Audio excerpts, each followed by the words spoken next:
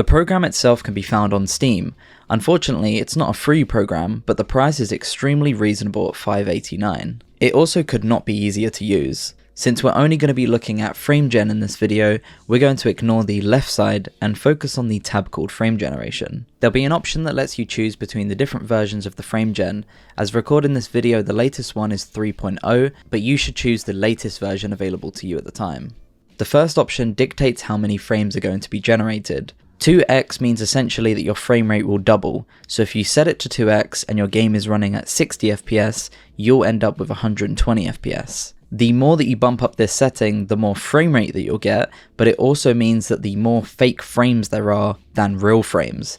This will cause a lot of artifacting that we'll get into later. Resolution scale will be the resolution of the rendered fake frame, so I highly recommend that you keep this at 100%, but turn it down as a last resort.